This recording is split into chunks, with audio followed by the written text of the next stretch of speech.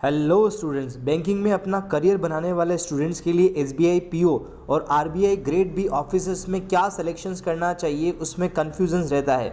कुछ ही स्टूडेंट्स ऐसे होते हैं जिन्हें इसके बारे में पूरा नॉलेज होता है, ज़्यादातर को इसके बारे में पता नहीं होता है। तो आज ये वीडियो देखने के बाद आपको पूरा नॉलेज होगा और हमें क्या सिलेक्शंस करना चाहिए, हमारे लिए क्या बेहतर रहेगा।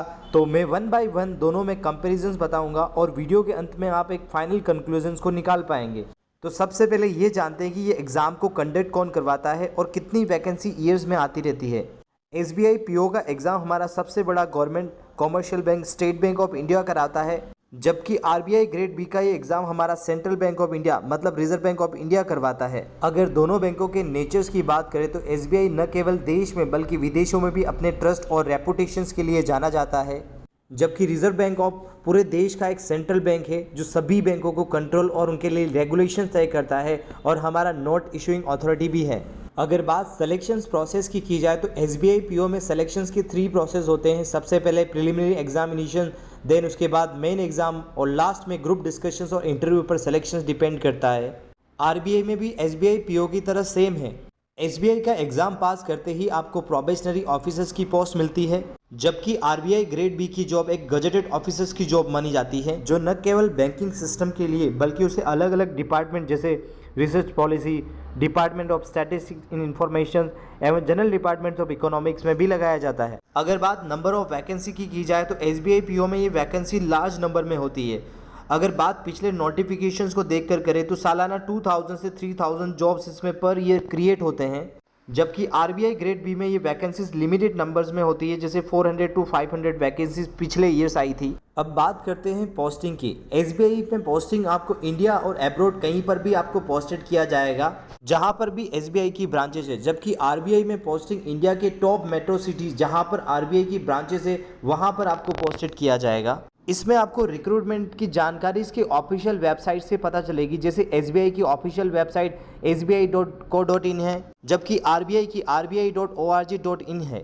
अब बात करते हैं एलिजिबिलिटी की। अगर बात एलिजिबिलिटी की जाए तो एसबीआई और आरबीआई दोनों के लिए लगभग समान है, परंतु आरबीआई में परसेंटेज का क्राइटेरिया रहेगा। अगर आप जनरल कैटेगरी से हैं तो 60% एग्रीगेट आपके ग्रेजुएशंस में होना चाहिए और रिजर्व कैटेगरी के लिए 50% रहेगा, जबकि एसबीआई पीओ के लिए आपका ग्रेजुएशन होना चाहिए, परसेंटेज का कोई भी क्राइटेरिया नहीं है। दोनों में एज क्राइटेरिया भी सेम है, मतलब न्यूनतम आपकी 21 ईयर्स और अधिकतम आपकी 30 ईयर्स रहेगी। रिजर्व कैटेगरी के लिए मैक्सिमम एज में रूल्स के अकॉर्डिंग रिलैक्सेशंस रहेगा। अब बात करते हैं सबसे इंपॉर्टेंट मतलब सैलरी और फ्यूचर्स ग्रोथ अपॉर्चुनिटीज की। आरबीआई ग्रेड बी में आपको 5 वर्किंग डेज काम करना होता है।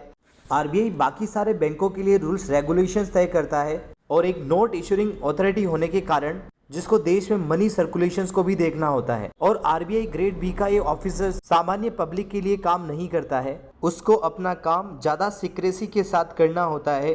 अगर आपने आरबीआई के एम्प्लॉयज़ की कॉलोनीज़ को देखा होगा तो आपने देखा होगा कि ये आर्मी कैंट की तरह बिल्कुल सुरक्षित होती है और गवर्नमेंट की सारी सुविधाओं से लैस होती है, जबकि एसबीआई में प्रोबेशनरी ऑफिसर्स के लिए ऐसा नहीं होता है। उसे तो जनता के बीच में रहकर पब्लिक के लिए काम करना होता है और सारी बैंकिंग एक्टिविटीज़ को सिस्टमेटिक बनाना होता है, जो बैंक में एक मुख्य अधिकारी के रूप में काम करता है। अगर बात सैलरी की जाए तो प्रोबेशनरी ऑफिसर्स के रूप में आपको बेसिक सैलरी 27,620 रुपीज़ आपको मिलते हैं, जो बाद में और 4 इंक्रीमेंट्स लगते हैं जो 50 से 60,000 के आसपास हो जाते हैं।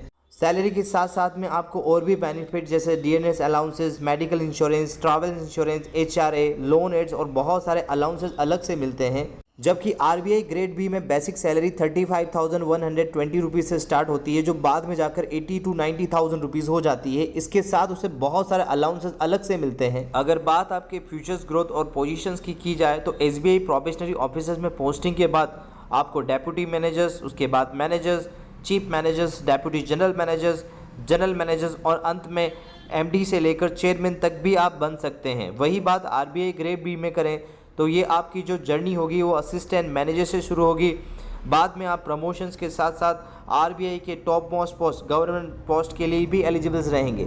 स्टूडेंट्स, अगर इसके बाद भी आपकी कोई भी क्वेरी हो तो आप हमें कमेंट्स बॉक्स में लिखकर बताएं, हमें आपका आंसर देखकर बहुत खुशी होगी। अंत में लाइक, शेयर एंड सब्सक्राइब जरूर करें। Thank you. मैं आपको ऐसे ही करियर गाइडेंस व करंट जॉब्स के नोटिफिकेशन आपके साथ शेयर करता रहूँगा। जिससे आपको अपकमिंग एग्जामिनेशंस की इन्फॉर्मेशन तुरंत मिल सकेगी।